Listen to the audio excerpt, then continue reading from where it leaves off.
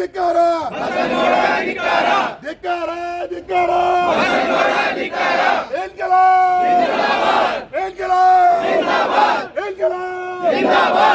Arrest ಆಗ್ರಿ arrest ಆಗ್ಬೇಡ್ರಿ arrest ಮಾಡ್ರಿ arrest ಮಾಡ್ರಿ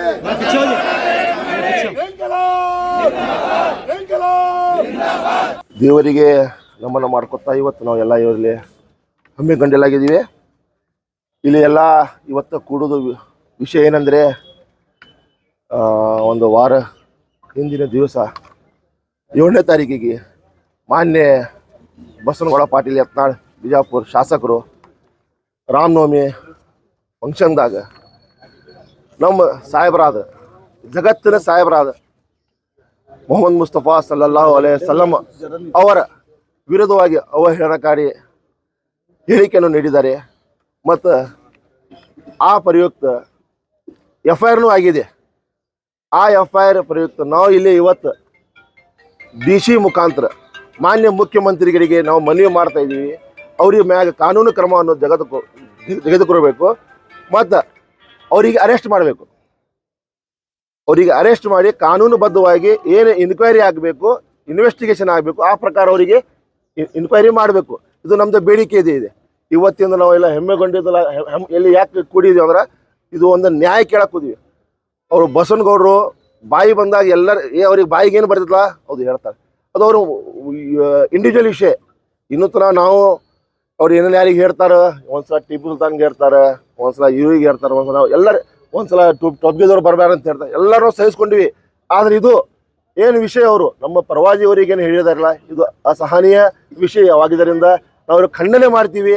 ಆ ಖಂಡನೆ ಮಾಡಿ ಇವತ್ತು ನಾವು ಪ್ರೊಟೆಸ್ಟ್ ಮಾಡಿ ಎಲ್ಲ ಯೂತು ಬಿಜಾಪುರದ ಏನು ಯೂತ್ ಇದೆ ಆ ಯೂತ್ ಮುಖಾಂತರ ಇವತ್ತು ನಾವು ಇಲ್ಲಿ ಕೂಡಿವಿ. ನಮ್ದು ಏನು ಎಜುಕೇಷನ್ ಇದೆ ಇವತ್ತು ನಾವು DC ಮುಖಾಂತರ ಮಾನ್ಯ ಮುಖ್ಯಮಂತ್ರಿಗೆ ಮನವಿ ಸಲ್ಲಿಸ್ತಾ ಇದ್ದೀವಿ. ಇದು ಏನಾಗಿದೆ ಅಂದರೆ ಆಲ್ರೆಡಿ FIR ಆಗಿದೆ. FIR ಆದ್ಮ್ಯಾಗ ಸ್ವಲ್ಪ ಏನು ಸಣ್ಣ ಪುಟ್ಟು ಬೇರೆ ವಿಷಯ ಬಂತು. ಆ ಇಶ್ಯೂದಾಗ ಹೋಗಿ ಅವ್ರದ್ದು ಅರೆಸ್ಟ್ ಮಾಡೋ ವಿಷಯವನ್ನು ಏನಂತ ಅದಕ್ಕೆ ಒಂದು ಪರ್ದ ಆಗ್ತಾರೆ ಅಂತಾರಲ್ಲ, ಅದು ಕವರ್ ಆಯ್ತು. ಏನು ಕವರ್ ಆಯ್ತು ಅಂದ್ರೆ ಅದು ಬೇರೆ ಒಂದು ವಿಷಯ ಬಂತು. ಉಲ್ಟಾ ಅವರಿಗೆ ಪ್ರೊಟೆಕ್ಷನ್ ಕೊಡೋಕೆ ಸರ್ಕಾರ ಮುಂದುವರೆತು ಅಂತ ಒಂದು ಸನ್ನಿವೇಶ ಬಂತು. ಅದಕ್ಕೆ ಆ ವಿಷಯ ಅರೆಸ್ಟ್ ವಿಷಯ. ಅದಕ್ಕೆ ನಾವು ಆ ಅರೆಸ್ಟ್ ವಿಷಯವನ್ನು ಇವತ್ತು ನಾವು ಪ್ರೆಸ್ ಮಾಡಿ ಒತ್ತಾಯಪೂರ್ವಕವಾಗಿ ಗೌರ್ಮೆಂಟ್ಗೆ ನಾವು ಮನವಿ ಮಾಡ್ತೀವಿ.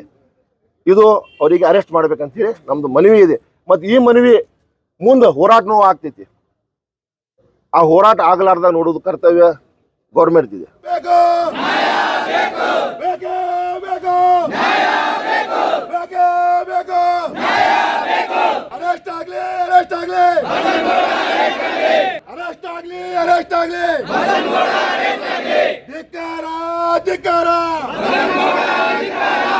आज पूरे नौजवान मुसलमान हमारे आके पहुँचे हैं DC ऑफिस में मेमोरेंडम देने के लिए MLA यत्नाल के खिलाफ जो ने भाषण दिया हमारे हुजूर के खिलाफ।